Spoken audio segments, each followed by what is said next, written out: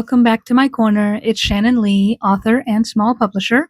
In my previous videos, I have mentioned that I am currently working on a YA novel, Dead Dreams, Book One in the Nether Cycle series.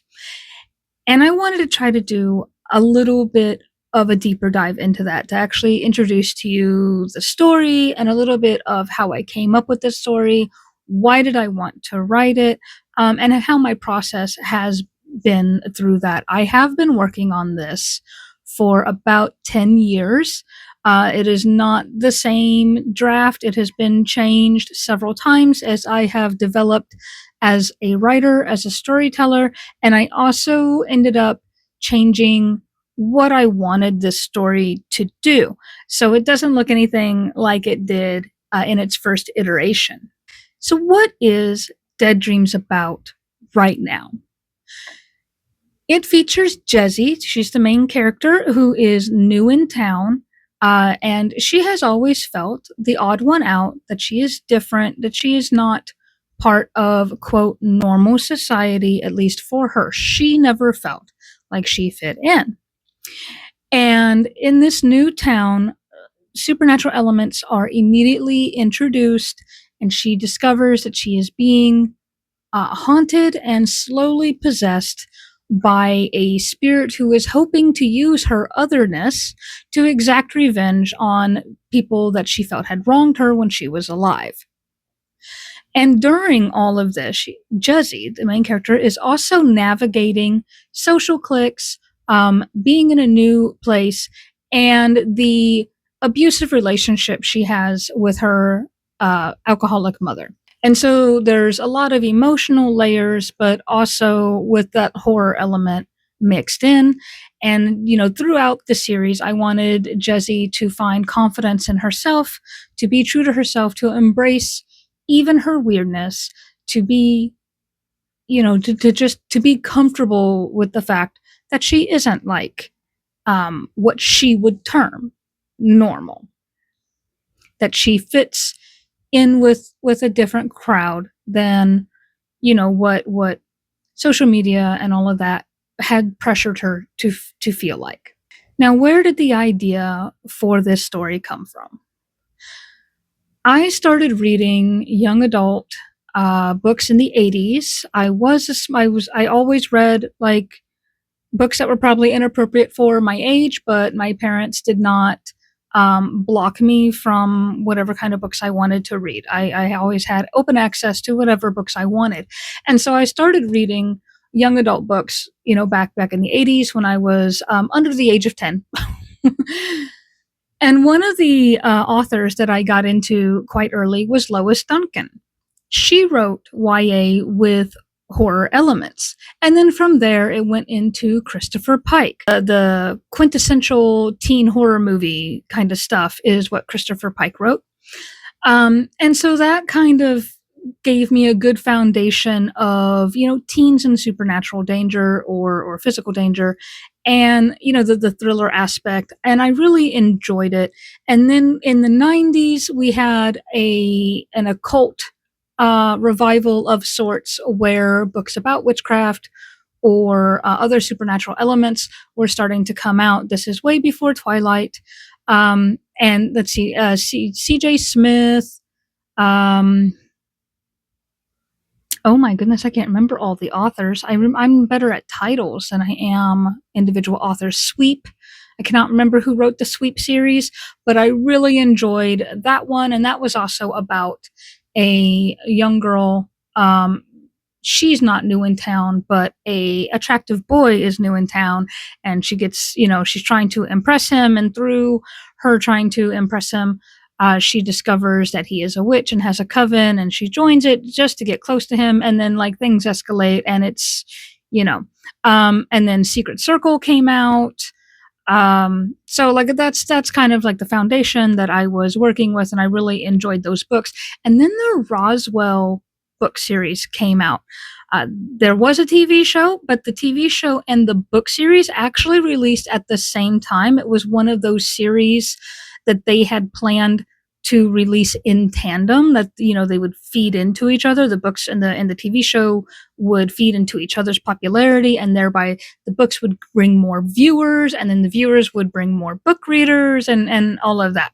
I didn't have cable, so I didn't get to see the TV series, but I did have a library card, so I read all of the Roswell books, and I loved that series so much. Found family, friends who stick together through thick and thin.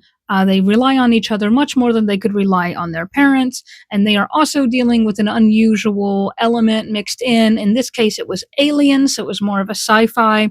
But the aliens can do all these special telekinetic and psychic things, which in a way looks and feels like magic, even though it's science. It feels like magic. And you know what they say, magic is just a science we don't understand. And Maria in that series was my favorite character. I was in love with Maria. I had the biggest crush on her. I swear, like, ah. And then when I was able to catch episodes of the show, like at a friend's house or a hotel, if we were on a family trip or whatever, and I got to see, I got to have some cable. I got to see, the actors portray, I got to see these actors act out the storylines, and it wasn't exactly like the books, but it was close enough. And you had, oh my god, like all the actors did a great job. The chemistry with Maria and Michael was amazing. And I love the comedy aspects that they have to put in there too. So I really enjoyed that, and that definitely inspired me. I really wanted to recreate the friend group vibes of that show, and maybe a little bit of the danger of that show, but with the supernatural elements that I preferred. And so that's when I started kind of working on how can it's urban fantasy, but it was before urban fantasy was really a popular genre. I didn't know the term urban fantasy at the time when I was thinking of these, of how I could use this inspiration into my own idea. But it was very much like that. And that just kind of sat in the back of my head. Like, how can I recreate this vibe in the way that I want to do it? And then urban fantasy came out, and this was the paranormal kind where it was a little spicy. And I just tore through so many of those. I really love the action scenes. I love the paranormal elements and all the magic and all of that. I'd skip the sex scenes because that's not my bag. I don't care. It was, I don't know. They're just not. I don't care. And that was my introduction to, here is how you take the magic and build a world around it. And then I took quite a bit of time to focus on storytelling as a craft. And so that idea just kind of sat and germinated in my head until 2016, when I was like, this is it. I'm going to sit down and I'm going to map it out. I'm going to do an outline and plan exactly what story I want to tell, what elements I want in it, and all of that. So I had at that point, like 15, 17 years of influences, inspirations, and idea kernels swirling around in my head. Originally, Dead Dreams was going to be, Jesse was dealing a lot with depression and self-worth issues and all of this. And I had based that a lot, not only on my own experiences, but on the experiences of my close friends. So her mother's an alcoholic because my husband at the time, his mother was an alcoholic, and I had known him since I was 15 years old. So I got to see a large part of that life, what it was like, through being around him and his house. And so Jesse's mother was based off of those interactions and, the way that his mother carried herself. And then the things that happened to Jesse in the story from the other students, the bullying and the harassment and stuff. I did a lot of that off of my own experiences with bullying. Like there was a scene in there that was beat for beat exactly what had happened to me one year in like ninth grade. And when I put that first version of the book out to critique groups and beta groups, and I even had a book coach, and all of them said, girls aren't mean like that. That's not realistic. No one would treat her that way. And I felt so invalidated as a person because I was treated that way. But I just realized that this book isn't going to have an audience as written if every layer, like seasoned writers and book coaches and just regular readers, all of them said girls aren't mean to each other.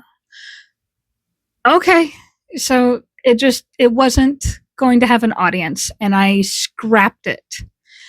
But I didn't want to let go of the characters, and I didn't want to let go of telling a story that involved witchcraft and found family and just kind of that family friend vibe that I was so nostalgic for from those books that I grew up loving.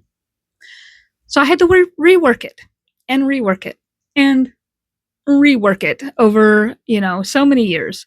I worked with a couple of different critique groups to try to weed out what is not resonating with audiences and what is. Also, what it was really important to me to leave in, regardless of how the audience felt about it, and things that I thought were just mucking up the works or cluttering the story and didn't need to be there. So some stuff was taken out, other things were put in.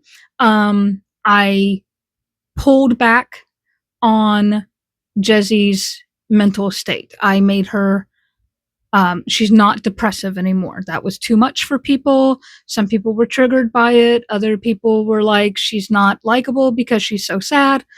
And so it's like, okay, you know what? That's distracting from the story, so I'm going to take it out. And she's no longer a depressed person. She still has trauma that she is carrying with her. She still lives in an abusive household, but she's not dealing with like the deep depression that I had written her in. Much lighter. And I changed the friend groups around a little bit, tweaked their characterizations, and then tweaked the villain character a little bit. Not the ghost. The ghost is a villain, but there's another villain. So the secondary villain, who is a living person, her bully, Jesse's bully, I tweaked her characterization so that it was more believable and palatable to people, less physically mean. Because, like I said, that wasn't, people couldn't believe that a girl could be physically mean to another girl. I guess I'd never seen a news report or anything. And so now I started writing the current draft about 2 years ago. The outline was really hitting the way I thought it should. I sent just the outline out to a few people. They enjoyed it a lot more than the original one. So I think, and I was happy with it. So I was ready to go ahead and get rid of all those old drafts and start another draft with the new outline in mind. And that was 2 years ago because I'm not like a super slow writer. When I can actually sit down and write, I will do like 3,000 to 5,000 words, but I don't have the time to sit down and write every day. Don't believe any of that crap when they say you're not a real writer if you don't write every day. No, I am a full-time employed person. I had, I was raising my son for quite a few years. He's an adult now, but he was there. I have a family to take care of. I have a side business now that I am managing, and I have a chronic health condition that makes me feel too weak to get up and do things sometimes. So no, I don't have the time to write every day. Some days I have to do house chores instead of writing, and that's all the energy I have.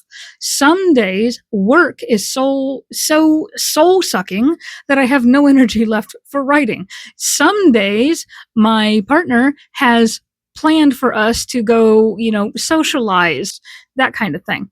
Um, so yeah, but when I can sit down and write, I get quite a few words out. And so I am on chapter 10, and yes, it has taken me 2 years to get to chapter 10. But I am finally, when I first started rewriting the draft, I was also a college student. So, I mean, an old college student, but I got my, I went back to college for a work specific certification in 20, December of 2021 through May of 2022. And so that, all the schoolwork there took up a lot of my time as well. But now we have done a final move that we're probably not going to move again for at least 5 years. I have my office all set up. We are settled into our new routine. And I finally have been able to organize my time, manage my time to where I can have dedicated writing sprints more consistently. And yeah, so it's finally been going. I've been doing really well, getting some more writing done. And if I can keep up with the current schedule that I have been doing over the past 2 months, then I will have this first draft completely done. I say it's a first draft, but it's like 7. I will have this draft done probably by February or March, and then I can send it to my editor. He can give me his notes and make whatever kind of corrections I need to make from there. And I'm hoping to have it out by October of 2026 for the Halloween season.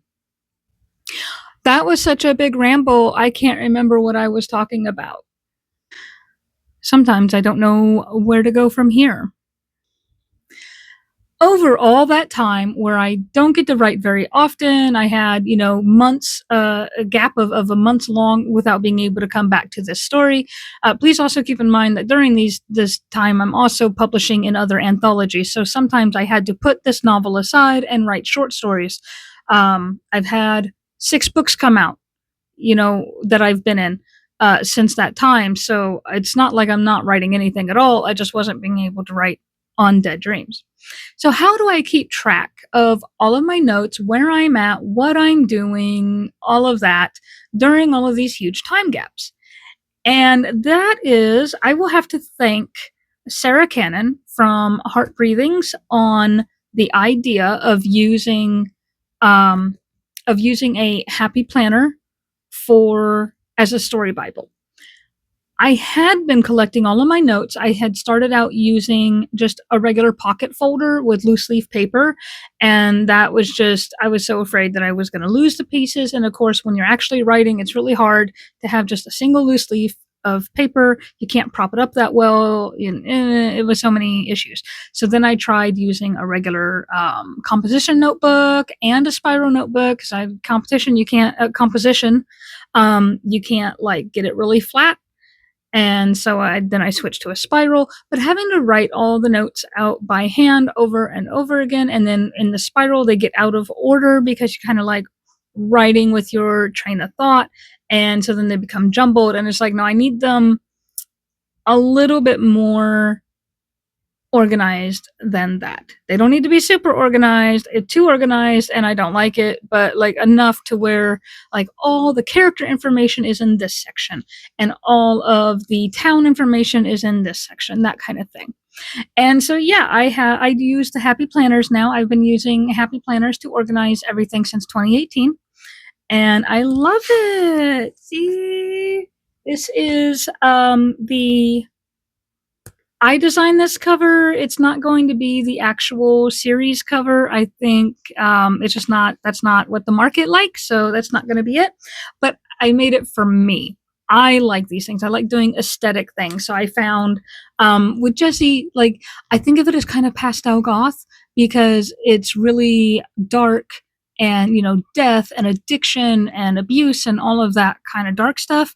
But then Jessie herself tries to be really bright, and she's into like super feminine things. So it's that juxtaposition. So I kind of think of her as pastel. I think of the story as pastel goth.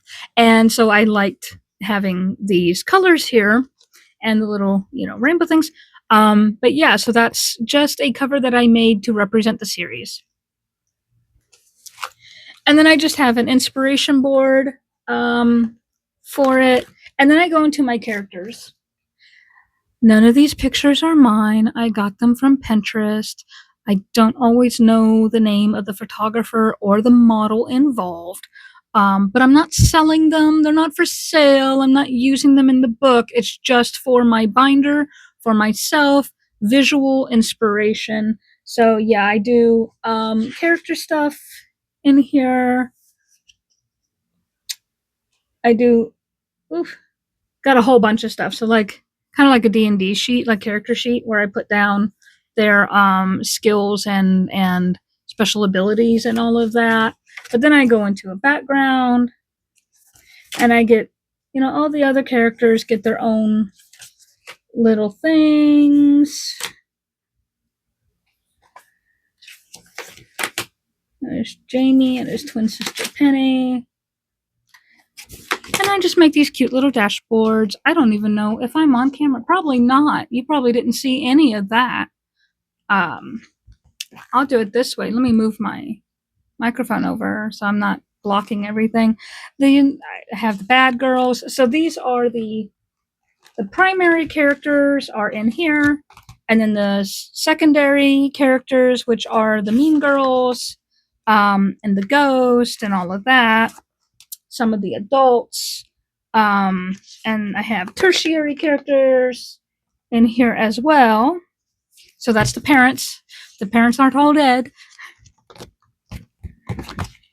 Oh, come on, get off of there. I made this cute little, I don't know, just for funsies.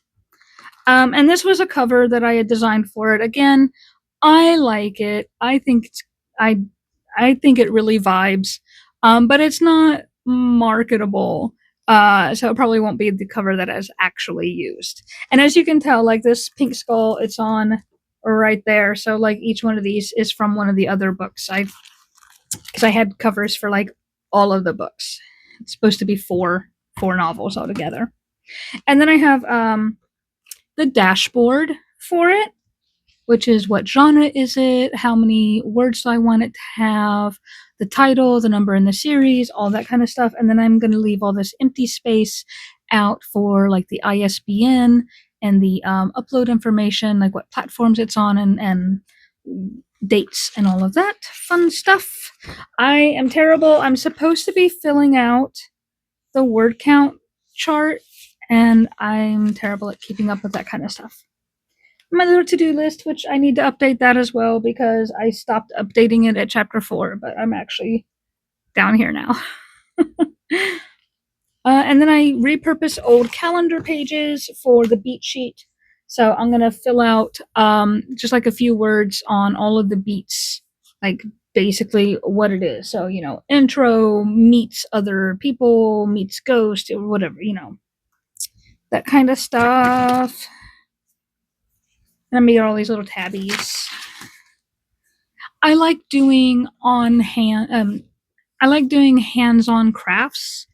In addition, when I'm doing the outlining and planning, not only is it where I can build an aesthetic for the binder, but also working with your hands kind of opens up different channels of your mind.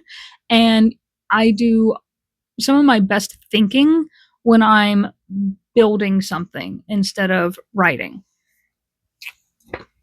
I'm sure a scientist or a doctor can tell me exactly why that is. I don't know why. I just know that's what works for me. All of my blank pages are ready for, so they're blank right now because not everything is written. Once the book is finalized, it's in its final version, I will go through and I will fill out like chapter by chapter. I'll put the outline, the beat sheet, and the details. So that way I can use it as a quick reference while I'm writing the subsequent books. But until it's all finalized, they are blank. More aesthetic page dividers. All right, so this is the actual outline, and then I have little notes on things that I need to go back and review, like I know I messed up. And that's what I use the little post-its for, is, ooh, I know that's wrong. I'm gonna use this later when I'm doing the editing phase. And I use this Dead Dreams tab right here to mark what page on the outline I'm on so I don't lose my space. And then I have just a small little post-it note board in the back here. So this outline is really how I keep track of where I'm at in the book, and so I can never lose my place, and no matter how many weeks I've been gone, I can just open it up, see I'm on chapter 8, and here's what happens, here's the bullet points of it, and like, okay, I know where I was going with this now. I usually do anywhere from 3 to 5 paragraphs per chapter on my outline, and that just hits the scene beats that I want to get to. Sometimes they're a little bigger because I will have snippets of dialogue that I didn't want to forget. Sometimes they're smaller because it's mostly a visual scene and I just, need to lay out this, ghost attacks her in the hallway. Yeah, okay, well, that's like 1,000 words that I can write on that. All right, like 700, but still. But I don't need to, write a whole bunch of paragraphs in the outline. I just need to say what's happening. And then I just go into, this is just blank pages really for notes and for when I start working on the other books. I have a vague idea right now, like I know what the main conflict is going to be when in the other books, but I haven't worked out fully the subplot. I have kind of a vague idea of what the subplots will be, and I don't have really any solid ideas of the scenes yet, so that'll come after, probably when I'm 2/3 of the way through this book is when I'll start visualizing what's going to happen in more detail in the other books. And then I have a playlist. I actually did make a playlist for this on both my YouTube and Spotify playlists, and I don't really listen to it much anymore, but in the beginning I used to listen to it like all the time just for audio inspiration. And then I have a little folder for my loose leaf notes that I still have that I never copied over. And that's it. That's what I do. I do this for every single project that I work on. I don't know if you can see behind me, but I have a bunch of them. And it's been super helpful. The thing I love the most about the Happy Planner style is that you can just pop the pages out and put them back in so you can move the order around. You don't have to worry about, are you writing this in the right section? Just put it on like a new sheet of paper, and then you can pop it into whatever section it needs to go in. Anyway, so yeah, that's a little bit on what the story is about and my process and how I manage all of the information. I would love to keep making some videos about this book as I write it over the next several weeks. I think definitely I want to go into a little more in depth on the characters themselves and the character arc that I have planned for them. Maybe some of the magic system, and maybe reading a little bit of it. And that way you can get a feel for like the vibe, how's it going, and if it's something you'd be interested in to keep listening about. So thank you for hanging out with me today and looking through my book and listening to me ramble. Catch you next time. Bye.